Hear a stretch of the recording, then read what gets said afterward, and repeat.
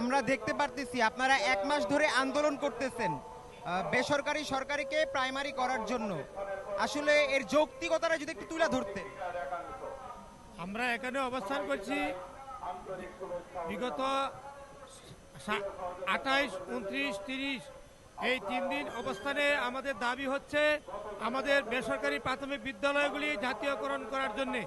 আমরা বিগত 2013 সালে বৈষম্যের শিকার হয়েছি। 2013 সালে তদানীতন্ত্র প্রধানমন্ত্রী শেখ হাসিনার সরকার 26,193টি বিদ্যালয় জাতীয়করণ করেছিলেন। আর মোট বিদ্যালয় ছিল 30,552টি। 30,552টি বিদ্যালয়ের মধ্যে 26,193টি বিদ্যালয় জাতীয়করণ করেছিলেন শেখ হাসিনার সরকার, কিন্তু 4,159টি বিদ্যালয়কে বাদ দিয়েছিলেন।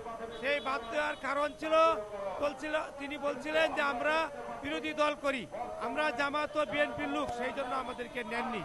আর কিছু আমলাতান্ত্রিক কারণও ছিল। আর আমরা অদ্যাবধি আন্দোলন করে আসছি। 2013 সাল 14 সালে আমরা একটি বেসরকারি প্রাথমিক শিক্ষক সমিতি গঠন করে আমরা সেই সমিতির আন্ডারে আন্দোলন করে আসছি। আমরা 2016 সালে যখন এখানে আন্দোলন করতে এসেছিলাম প্রেস ক্লাবের সম্মুখে, আমাদেরকে পুলিশ লাঠিপেটা করে এখান থেকে বিতাড়িত করেছিল। 2017 সাল 18 সালে 18 দিন আমরা আন্দোলন করেছিলাম, কিন্তু আমরা আমাদের অধিকার ছিনিয়ে নিতে পারিনি, আমাদের অধিকার আমাদেরকে দেয়নি। 2019 সালে যখন আন্দোলন করি তখন আমরা 56 দিন এখানে অনশন করেছিলাম। 56 দিন অনশন করার সময় সচিব আল আকরাম আল হাসান সাহেব আমাদেরকে বলেছিলেন মঞ্চে এসে যে আপনাদেরকে আগামী 6 মাসের ভিতরে জাতীয়করণ করা হবে, কিন্তু তার বিকল্পটা তিনি করেছেন। 2019 সালে তিনি একটি চিঠির মাধ্যমে আমাদের বেসরকারি প্রাথমিক বিদ্যালয়গুলিকে আপাতত বন্ধ করে দিয়েছিলেন এবং বলেছিলেন যে বেসরকারি প্রাথমিক বিদ্যালয় আর নেওয়া হবে না।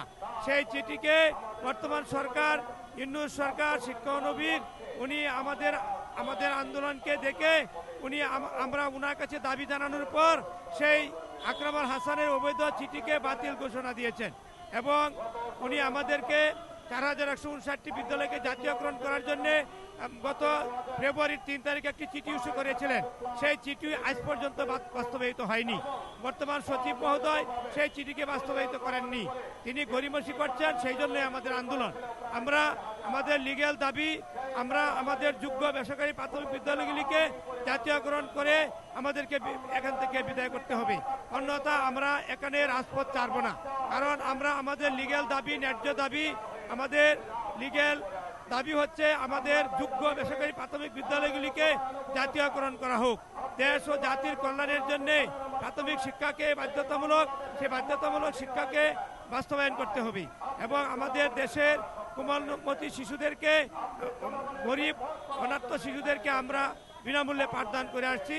আজ পর্যন্ত 4,159টি বঞ্চিত বিদ্যালয়ে 5টি টাকাও কোনোদিন বেতন পাইনি বা ভাতা পাইনি। আমরা বিনা বেতনে পাঠদান করে আসছি।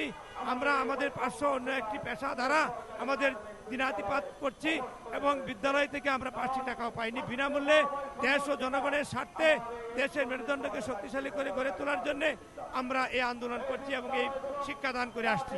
তাই আমাদের ন্যায্য দাবি, লিগ্যাল দাবি, আমাদের 4,159টি বিদ্যালয়কে জাতীয়করণ করে আমাদেরকে বিদায় করুক, অন্যথা আমরা রাজপথ ছাড়ব না। প্রয়োজনে কঠোর আন্দোলন আমরা এখান থেকে শুরু করব। কঠিন আন্দোলন করে আমরা প্রয়োজনে মরতে হলে মরব, তবু আমরা দেশের প্রাথমিক শিক্ষাকে বাস্তবায়ন করব এবং প্রাথমিক শিক্ষাকে, জনগণের মৌলিক অধিকারকে আমরা আদায় করব।